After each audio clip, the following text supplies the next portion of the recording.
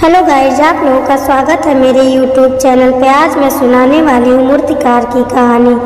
एक समय की बात है, एक गांव में एक मूर्तिकार रहता है। वो मूर्ति बनाने की तलाश में घने जंगल में जाता है और इधर उधर देखता है। तभी उसको एक पत्थर दिखाई देता है। वो कहता है ये पत्थर मूर्ति बनाने के लिए ठीक है, और उसको उठा कर अपनी ट्रॉली में रख लेता है और लेकर चल देता है। तभी उसको रास्ते में एक और पत्थर मिलता है और उसको भी उठा के अपनी ट्रॉली में रख लेता है। अब वह दोनों पत्थरों को लेकर अपने घर की तरफ चल देता है। घर आकर वह पहले पत्थर पे जैसे ही प्रहार करता है, उसमें से आवाज़ आती है, रुको रुको। तब शिल्पकार इधर उधर देखता, लेकिन कुछ भी दिखाई नहीं देता।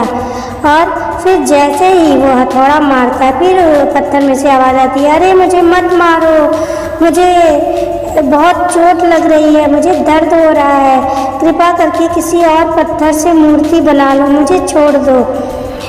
तो शिल्पकार बहुत ही दयालु होता है और वह उस पत्थर को छोड़ देता है और अब दूसरे पत्थर को ले करके मूर्ति बनाने लगता है।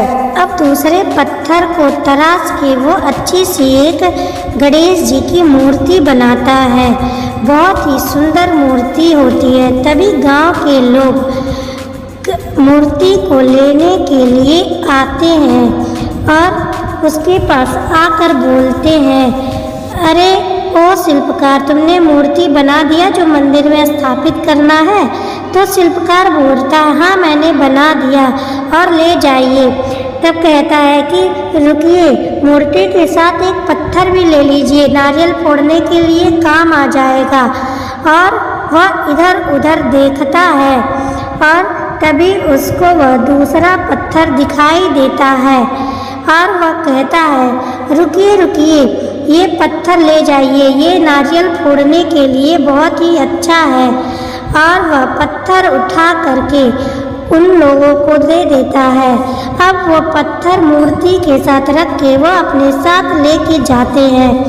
अब मंदिर में ले जाके मूर्ति की स्थापना होती है। अब मूर्ति के साथ साथ उस मंदिर में पत्थर को भी रख दिया जाता है।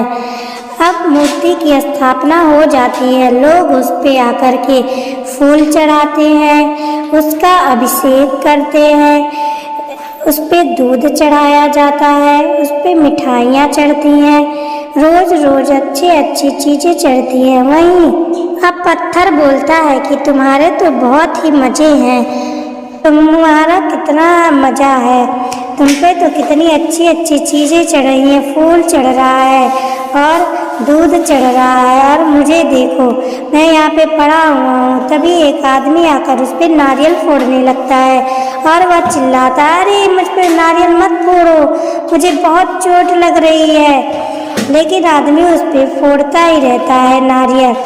तभी एक और आदमी आकर के उस पे नारियल फोड़ने लगता है। अब दोनों आदमी उस पे नारियल फोड़ते हैं। वो चिल्लाता रहता है कि मुझ पे नारियल मत फोड़ो, मुझे बहुत चोट लग रही है, मुझे दर्द हो रहा है। अब पत्थर बोलता है, तुम तो मूर्ति बन गए हो, तुम्हारे मजे हैं, लोग नई चीज़ें चढ़ा रही हैं, तुमको खूब खाने को मिल रहा है, और मुझे देखो मैं कैसे पड़ा हुआ हूँ। तभी मूर्ति बना पत्थर कहता है कि मैंने उस चोट को सहा, तब जाके मैं एक मूर्ति बना और मैं अच्छे से हूँ, और तुमने देखो तुमने पहले ही प्रहार में सहा नहीं, इसलिए तुम यहाँ पड़े हुए हो। अगर तुम सहना सीख लेते तो आज मेरी जगह पे होते और मैं तुम्हारी जगह पे।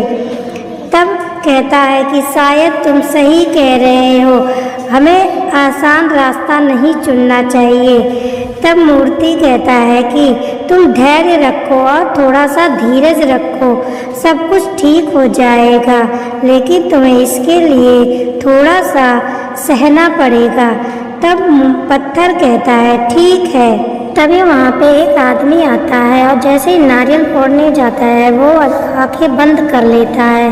अब आदमी पत्थर के ऊपर नारियल को फोड़ देता है और वहाँ से चला जाता है। तब पत्थर कहता है, हे प्रभु आप सचमुच में भगवान हो। और उसने देखो पहले ही बार में नारियल फोड़ दिया और मुझे भी उसका चरा निकला हुआ पानी पीने को मिल गया। अब सचमुच में भगवान, और देखो मैंने सहनशीलता भी सीख लिया। अब मैं कठिनाइयों से कभी भी हारूंगा नहीं और उसका सामना करूंगा। तभी वहाँ पे एक औरत आती है और गणेश जी पे प्रसाद चढ़ाती है और उस पत्थर को पे भी एक लड्डू रखती है।